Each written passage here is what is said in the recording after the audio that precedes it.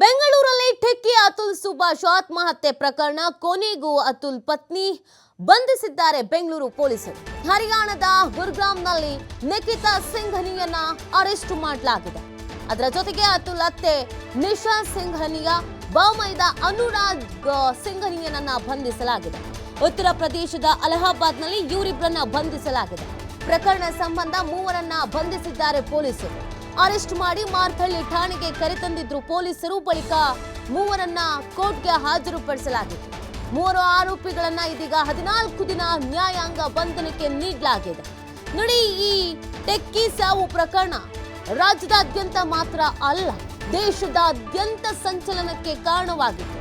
ಅದಲ್ಲದೆ ಕೊನೆಯದಾಗಿ ಸಾಯುವುದಕ್ಕೂ ಮುಂಚೆಗೆ 80 ನಿಮಿಷಗಳ ಕಾಲ ವಿಡಿಯೋ ಮಾಡಿದ್ದು ಯಾವ್ಯಾವ ರೀತಿಯಾದ ಮಾನಸಿಕ ಹಿಂಸೆ, ದೈಹಿಕ ಹಿಂಸೆಯನ್ನ ಅನುಭವಿಸಲಾಗಿತ್ತು ಅನ್ನೋದ್ರ ಬಗ್ಗೆ, ಪತ್ನಿ ಹೇಗೆಲ್ಲ ಟಾರ್ಚರ್ ಅನ್ನ ಕೊಟ್ಟಿದ್ಲು ಅನ್ನೋದ್ರ ಬಗ್ಗೆ ಎಳೆಯಾಗಿ ಬಿಚ್ಚಿಡಲಾಗಿತ್ತು.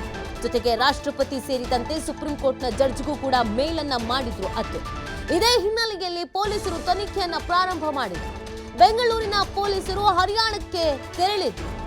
ಈ ಸಂದರ್ಭದಲ್ಲಿ ಅತ್ತೆ ಮತ್ತು ಅತುಲ್ ಅವರ ಭಾಮೈದ, ಅದರ ಜೊತೆಗೆ ಹೆಂಡತಿ, ಇವು ಮೂವರನ್ನ ವಶಕ್ಕೆ ಪಡೆದುಕೊಂಡ್ರೆ ಏನಾಗಿದೆ ಈ ಘಟನೆಯಲ್ಲಿ ಅನ್ನೋದು ಗೊತ್ತಾಗತ್ತೆ.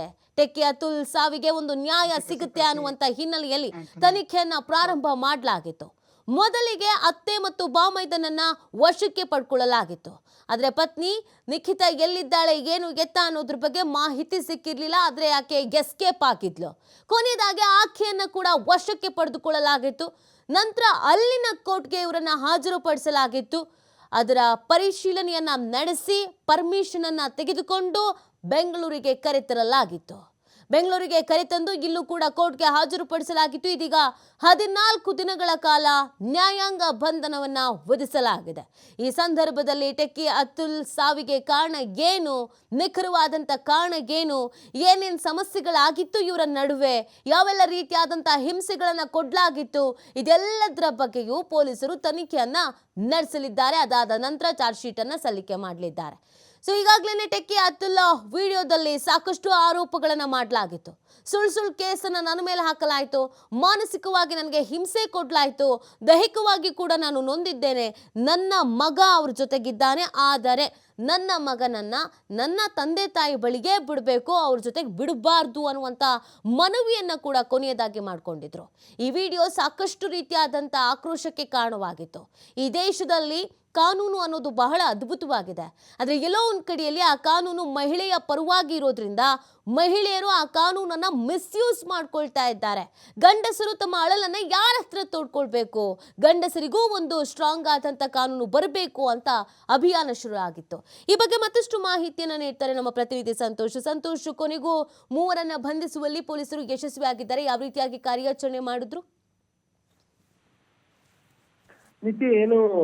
ಅತುಲ್ ಆತ್ಮಹತ್ಯೆ ಪ್ರಕರಣಕ್ಕೆ ಸಂಬಂಧಪಟ್ಟ ಹಾಗೆ 2 ವಿಶೇಷ ತಂಡಗಳನ್ನ ರಚನೆಯನ್ನ ಮಾಡಲಾಯಿತು. ರಚನೆಯನ್ನ ಮಾಡಿ ಅತುಲ್ನ ಪತ್ನಿ ಇರ್ಬೋದು, ಆಕೆಯ ತಮ್ಮ, ಆಕೆಯ ತಾಯಿ ಮತ್ತು ತಂದೆಗಾಗಿ ಹುಡುಕಾಟವನ್ನ ನಡೆಸಲಾಗ್ತಿತ್ತು. ಆತ ಆತ್ಮಹತ್ಯೆ ಮಾಡ್ಕೊಳ್ಳೋಕ್ಕೂ ಮುಂಚೆ ಸುಮಾರು 40 ಪುಟಗಳ ಡೆತ್ ನೋಟ್ ಅನ್ನ ಬರೆದಿಟ್ಟ. ಆ ಡೆತ್ ನೋಟ್ ನಲ್ಲಿ ಸಂಪೂರ್ಣವಾಗಿ ಆತನಿಗಾದಂತ ಕಿರುಕುಳ ಏನಿತ್ತು ಆ ಕಿರುಕುಳವನ್ನ ಅದರಲ್ಲಿ ಉಲ್ಲೇಖವನ್ನ ಮಾಡಿದ್ದ. ಅದರ ಜೊತೆಗೆ ಒಂದು ವಿಡಿಯೋ ಕೂಡ ಮಾಡಿದ್ದ ಆತ್ಮಹತ್ಯೆ ಮಾಡಿಕೊಳ್ಳೋಕ್ಕೂ ಮುಂಚೆ. ಅದರಲ್ಲೂ ಕೂಡ ಸಾಕಷ್ಟು ವಿಚಾರಗಳಿಂದ ಉಲ್ಲೇಖವನ್ನ ಮಾಡಿದ್ದ. ಅಂದ್ರೆ ಯಾವ ರೀತಿಯಾಗಿ ಇವರಿಗೆ ಕಿರುಕುಳವನ್ನ ಕೊಡ್ತಾ ಇದ್ರು, ಅದು ಹಂತವಾಗಿ ಆತನಿಗೆ ಕೊಡ್ತಿದ್ದಂತ ಕಿರುಕುಳ ಏನಂತ ಅವೆಲ್ಲವನ್ನು ಆಧಾರವಾಗಿ ಇಟ್ಕೊಂಡು ಪ್ರಕರಣವನ್ನು ದಾಖಲು ಮಾಡ್ಕೊಳ್ಳಾಯ್ತು. ಮತ್ತು ಆತನ ಸ್ನೇಹಿತರಿರ್ಬೋದು, ಆತನ ಜೊತೆ ಕೆಲಸ ಮಾಡಿದಂತ ಸಹೋದ್ಯೋಗಿಗಳಿರ್ಬೋದು, ಸೊ ಎಲ್ರೂ ಕೂಡ ರಸ್ತೆಗಿಳಿದು ಒಂದು ಪ್ರತಿಭಟನೆಯನ್ನು ಕೂಡ ಮಾಡಿರುವಂತದ್ದು.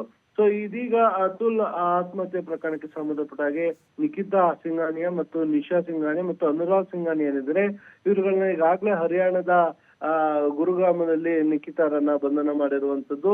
ಸೊ ಅದರ ಜೊತೆಗೆ ಉಳಿದ 2 ಆರೋಪಗಳೇನಿದೆ ಅವರು ಅಲಹಾಬಾದ್ ನಲ್ಲಿ ಕೂಡ ಬಂಧನ ಮಾಡಲಾಗಿರುವಂತ. ಮೂವರನ್ನು ಸದ್ಯ ಬಂಧಿಸಿ ಈಗಾಗಲೇ ಪೊಲೀಸರು ಬೆಂಗಳೂರಿಗೆ ಕರ್ಕೊಂಡ್ ಬಂದಿರುವಂತದ್ದು. ಕರ್ಕೊಂಡ್ಬಂದು ನ್ಯಾಯಾಲಯದ ಮುಂದೆ ಅವ್ರನ್ನ ಹಾಜರುಪಡಿಸಿದ್ದಾರೆ. ಸೊ ಈಗಾಗ ಅವ್ರನ್ನ ನ್ಯಾಯಾಂಗ ಬಂಧನಕ್ಕೂ ಕೂಡ ಈಗಾಗಲೇ ಕೋರ್ಟ್ ನೀಡಿರುವಂತದ್ದು. ಇನ್ನ ಉಳಿದಂತೆ ಪ್ರಕರಣಕ್ಕೆ ಇನ್ನು ಯಾರೆಲ್ಲ ಭಾಗಿಯಾಗಿದೆ ಅವ್ರನ್ನ ಬಂಧನವನ್ನ ಮಾಡ್ಲಿಕ್ಕೂ ಕೂಡ ಬೇಕಾಗಿರುವ ಎಲ್ಲಾ ತಯಾರಿಗಳನ್ನು ಕೂಡ ಪೊಲೀಸರು ನಡೆಸ್ತಾ ಇರುವಂತದ್ದು. ಒಟ್ಟಾರೆಯಾಗಿ ಸಾಕಷ್ಟು ರಾಷ್ಟ್ರ ಮಟ್ಟದಲ್ಲಿ ಸುದ್ದಿ ಪ್ರಕರಣ ಇದಾಗಿತ್ತು. ಸೊ ಇದಕ್ಕೆ ಈ ಪ್ರಕರಣದಲ್ಲಿ 3 ಬಂಧನ ಆಗಿದೆ.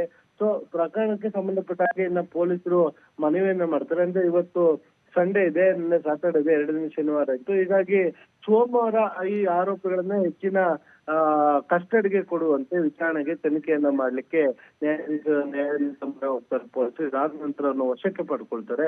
ವಶಕ್ಕೆ ಪಡ್ಕೊಂಡು ಇಡೀ ಪ್ರಕರಣಕ್ಕೆ ಸಂಬಂಧಪಟ್ಟ ಹಾಗೆ ಒಂದು ತನಿಖೆಯನ್ನ ನಡೆಸ್ತಾ ಹೋಗುವಂತದ್ದು. ಅಂದ್ರೆ ಈ 3 ವಿಚಾರಣೆಯನ್ನ ಮಾಡ್ತಾರೆ ಪ್ರತ್ಯೇಕವಾಗಿ ಇಟ್ಟು. ಆತ ಬರೆದಿರುವಂತ ಡೆತ್ ನೋಟ್ ಅನ್ನ ಆಧಾರವಾಗಿ ಇಟ್ಕೊಂಡು, ಸೊ ಈಕೆ ಕೊಡ್ತಿದ್ದಂತ ಕಂಪ್ಲೇಂಟ್ ಗಳಿರ್ಬೋದು ಮತ್ತೆ ಈತ ಬರೆದಿರುವಂತ ಡೆತ್ ನೋಟ್ ಒಂದಕ್ಕೊಂದು ಇರುವಂತಹ ಡಿಫ್ರೆನ್ಶಿಯೇಟ್ಸ್ ಗಳು ಏನಿರುತ್ತೆ, ಮತ್ತೆ ಆತನಿಗೆ ಯಾವ ರೀತಿಯಾಗಿ ಕಿರುಕುಳವನ್ನ ಮಾಡಲಾಗಿದೆ ಅಂತ, ಅದರ ಜೊತೆಗೆ ಉಳಿದಂತ ಆತನ ಮೊಬೈಲ್ ಫೋನ್ಗಳಿರ್ಬೋದು, ಇಲ್ಲ ಇವರ ಮೊಬೈಲ್ ಫೋನ್ಗಳನ್ನು ವಶಪಡಿಸ್ಕೊಂಡು ಅದರಲ್ಲಿ ಒಂದಿಷ್ಟು ಏನಾದ್ರು ಆತ್ಮಹತ್ಯೆಗೆ ಸಂಬಂಧಪಟ್ಟಾಗ ಏನಾದ್ರು ಸಾಕ್ಷ್ಯಾಧಾರಗಳು ಸಿಗುತ್ತಾ ಅನ್ನೋದ್ರ ಬಗ್ಗೆ ಕೂಡ ಪೊಲೀಸರು ತನಿಖೆಯನ್ನ ಮಾಡಬೇಕಾಗತ್ತೆ. ಸೊ ಎಲ್ಲಾ ಕಾರಣಗಳಿಂದ ಅವ್ರನ್ನ ಮತ್ತೆ ಹೆಚ್ಚಿನ ಕಸ್ಟಡಿಗೆ ಪೊಲೀಸರು ವಶಕ್ಕೆ ಪಡೆದುಕೊಳ್ಳುವ ಎಲ್ಲಾ ಸಾಧ್ಯತೆ ಇರುವಂತದ್ದು ನೀತಿ. ಓಕೆ, ಥ್ಯಾಂಕ್ ಯು ಸಂತೋಷ್ ತಮ್ಮೆಲ್ಲ ಡೀಟೇಲ್ಸ್ಗಾಗಿ.